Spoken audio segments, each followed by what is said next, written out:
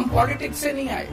ऐसे ही सारे हमारे एमएलए हैं, हमारे मंत्री हैं जो बहुत आम जनता के उससे आए हैं। हम शिक्षा के महत्व को समझते हैं कि अगर एक परिवार के बच्चे को शिक्षा मिल जाए, उस परिवार की तो वो तो गंगा नहाया हो जाता है, वो परिवार उसका तो फिर बेड़ा पार हो जाता है, उसकी गरीबी भी दूर हो जाती है, उसके कई समस्याएं दूर हो जाती है। आम आदमी पार्टी तो पैदा ही संघर्ष के लिए हुई है।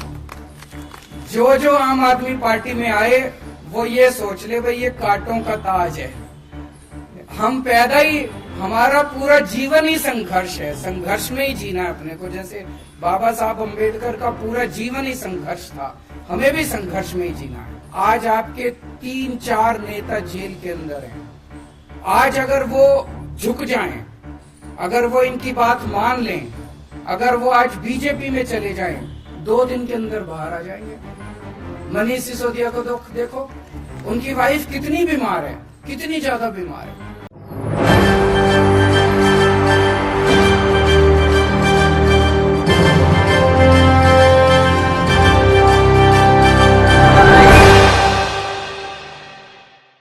मेरी माताजी, मेरे दादाजी, मेरे नाना जी, मेरी नानी, मेरे मामे, दूर दूर तक मेरे पूरी रिश्तेदारी में कोई पॉलिटिक्स में नहीं है। हम पॉलिटिक्स से नहीं आए।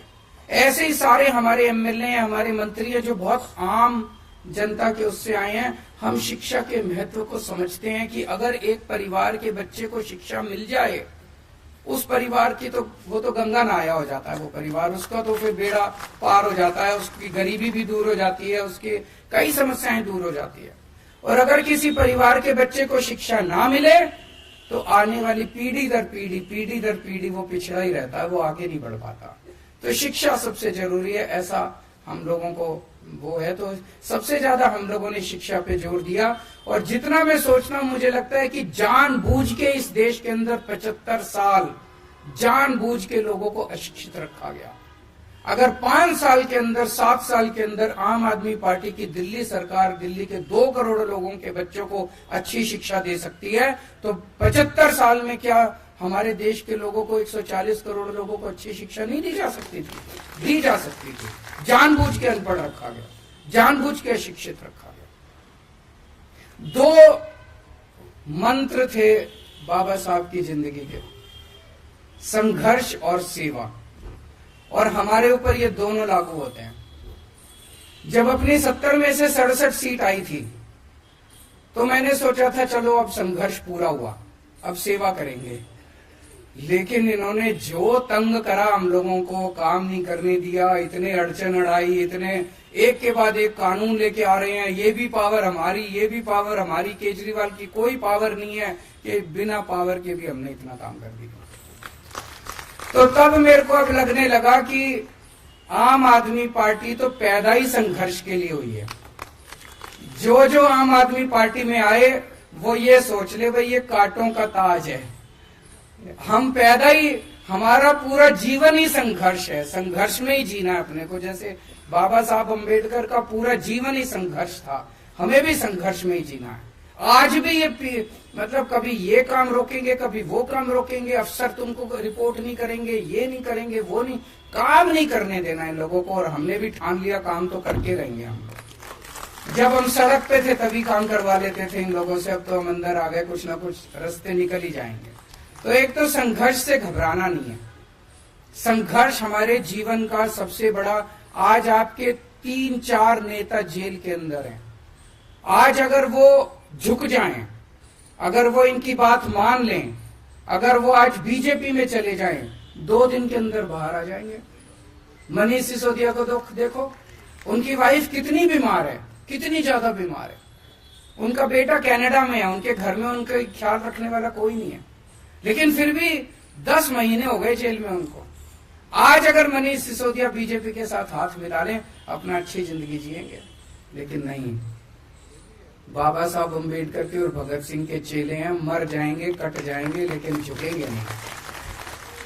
देश के लिए लड़ने के लिए आए हैं, देश के लिए अपने असूलों से कभी समझौता नहीं होगा। बाबा साहब अम्बेडकर की भी जिंदगी आप पढ़ो, कितने ऐसे मौके आए जब उनको कहा गया समझौता कर लो, इस चीज पे समझौता कर लो, उस चीज पे है ना, कि कितने सारे ऐसे मौके आए। कभी समझौता नहीं किया उन्होंने किसी चीज पे समझौता। हमें भी समझौता नहीं करना, देश के साथ समझौता नहीं होगा, मुल्क के साथ समझौता नहीं होगा, जनता के लिए दूसरी चीज सेवा।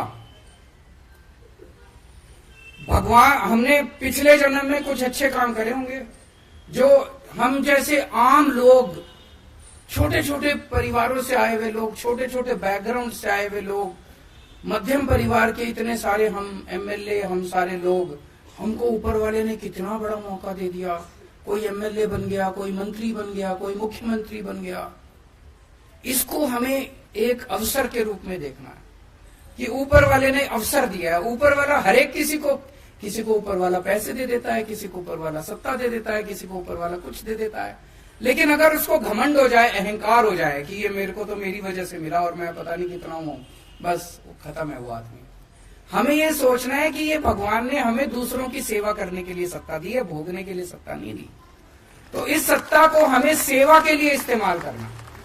जितनी भी बहुत अड़चने हैं, मेरे पास कई एमएलए आते हैं, जी ये काम नहीं हो रहा, वो काम नहीं हो रहा, बहुत अड़चने आएंगी, सारे कोशिश करेंगे। आपसे आज ये आपके काम में अड़चन क्यों डाल रहे हैं? आज अगर आप सक्सेसफुल नहीं होते, सफल नहीं होते, कोई अड़चन ही नहीं आती। आज अगर आप स्कूलों का काम नहीं करते, अस्पतालों का काम नहीं करते, महिलाओं का सफर फ्री नहीं करते, बिजली फ्री नहीं करते, पानी फ्री नहीं करते, तीर्थ यात्रा फ्री नहीं करते, कोई अड़चन डालने वाला नहीं था। अगली बार दिल्ली हार जाते, उनको पता था, उनको पता है दिल्ली अब आपसे कोई नहीं छीन सकता। दिल्ली के लोग आपसे बहुत प्यार करते हैं, दिल्ली के लोग आपको छोड़ने वाले नहीं है, इसीलिए वो छीनने के लिए अड़चन तो डालेंगे। जितनी अड़चन डाल रहे हैं उतना आपको खुश होना चाहिए कि हम सफल हो रहे हैं, और उनकी नींद हराम कर रखी है, इसीलिए वो अड़चन डाल रहे हैं। तो अड़चनों को पार कर करके आपको सेवा करनी पड़ेगी, और सेवा के लिए ही पैदा हुए हैं, सेवा जरूर करनी खूब। दूसरी चीज, सबकी सेवा करनी है, चाहे वो बीजेपी वाला हो, चाहे वो कांग्रेस वाला हो, चाहे वो आम आदमी पार्टी वाला, उसमें कोई वो नहीं करना। हमें कई बार मन में आता है ये तो बीजेपी वाला, इसका मैं काम क्यों करूं, उसका भी काम करना, उसका भी दिल जीतना है। एक दिन ऐसा आएगा जब दिल्ली के 2.5 करोड़ लोग आम आदमी पार्टी के मेंबर होंगे, और एक दिन ऐसा आएगा जब देश के 140 करोड़ लोग आम आदमी पार्टी के मेंबर होंगे। और आम आदमी पार्टी से मेरा मतलब आम आदमी पार्टी नहीं है, मेरा मतलब मुल्क है। मुल्क के लिए काम करना है अपने को। अगर कल को मुल्क और आम आदमी पार्टी के बीच में चुनना हो तो आम आदमी पार्टी को लात मार देना, मुल्क के लिए काम करेंगे। तो अपने को, मैंने कोरोना के टाइम में ये बहुत अच्छा एग्जाम्पल देखा था। कोरोना के टाइम में मैं देखता था कि तीनों पार्टियों के लोग मिल गए थे, आपस में ऑक्सीजन की जरूरत है, ये कांग्रेस वाला उसको फोन कर रहा है, वो उसको फोन कर रहा है, हाँ भी है, ऑक्सीजन का सिलेंडर है। दिलीप बताया करता था, दिलीप पांडे अपना कोऑर्डिनेट करता था सारा, और इतनी अच्छे तरीके से तीनों पार्टियों ने मिलकर काम किया था। वो स्पिरिट अपने को रखनी है। हम कोई दुश्मन थोड़ी है एक दूसरे के, एक ही तो मुल्क के लोग हैं। पता नहीं क्यों इतना जहर भर लिया हम लोगों ने आपस में एक दूसरे के दिल। तो सबका काम करना है, सबकी सेवा करनी है। आज हम दिल्ली के अंदर जो काम कर रहे हैं, बच्चों को अच्छी शिक्षा दी, हमारे पास क्या है? हमारे पास तो कुछ भी नहीं है। फक्कड़ लोग हैं, ना पैसे अपने पास, ना आदमी अपने पास, बस लोगों का आशीर्वाद है। जो 18 लाख बच्चे सरकारी स्कूलों में पढ़ते हैं, आज हर एक का माँ बाप मानता है कि यार इन्होंने मेरे बच्चों का भविष्य तो बना दिया। उन 18 लाख बच्चों के माँ बाप का आशीर्वाद हमारे साथ है। आज जो करोड़ों लोगों का हमने मोहल्ला क्लिनिक में इलाज कराया, करोड़ों लोगों का अस्पतालों में इलाज कराया, अगर किसी का एक्सीडेंट हो जाए तो उसका मुफ्त में इलाज होता है, वो कुछ तो आशीर्वाद शीश देके जाता होगा ना। उनके आशीर्वाद हमारे साथ हैं, यही हमारी संपत्ति है। तो सेवा करनी है, संघर्ष करते रहना पड़ेगा, पूरी जिंदगी संघर्ष करना पड़ेगा। हताश मत होना, डरना मत।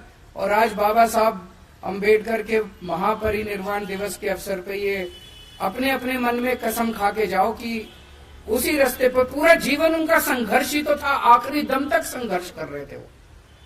कितने किस्म किस्म के संघर्ष किए उन्होंने, राजनीतिक लेवल पे, सामाजिक लेवल पे, हर स्तर पे उन्होंने संघर्ष किया।